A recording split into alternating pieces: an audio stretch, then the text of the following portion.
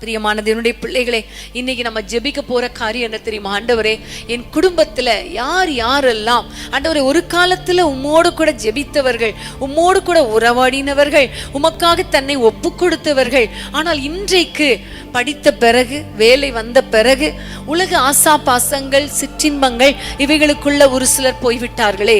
சில சமயங்கள்ல குறைவுகள் வந்த போது, பலவீனங்கள் வந்த பொழுது ஒரு சிலர் உம்மை அறியாமல் உம்மை விட்டு விட்டு போய்விட்டார்களே.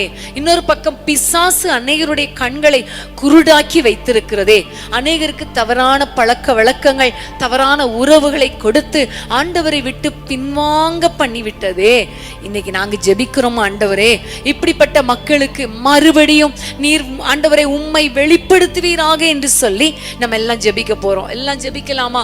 ஒருவேளை நீங்க கூட ஆதி அன்பை விட்டு இன்னைக்கு கொஞ்சம் குறைஞ்சிருக்கலாம்.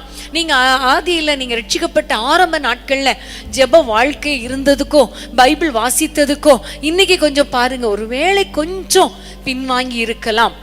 சூழ்நிலைகளின் நிமித்தம் நீங்க பின்வாங்கி இருக்கலாம். உங்களை பார்த்து உங்களுக்காக நீங்க ஜெபம் பண்ணுங்க.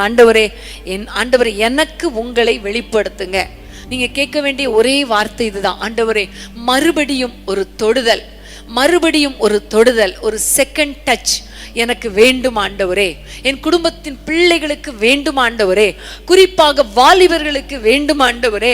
தவறான பழக்கத்துல சிக்கி இருக்கிறாங்களே, தவறான மைண்ட் செட்டப்ல இருக்கிறாங்களே, உம்மை அறியாதபடி உலகத்துக்கொத்த வேஷம் தரித்து கொண்டிருக்கிறாங்களே, அவர்களுக்கு ஒரு செகண்ட் டச் தேவை ஆண்டவரே. மறுபடியும் தொடுங்க, என் குடும்பத்தின் பிள்ளைகளை மறுபடியும் தொடுங்க.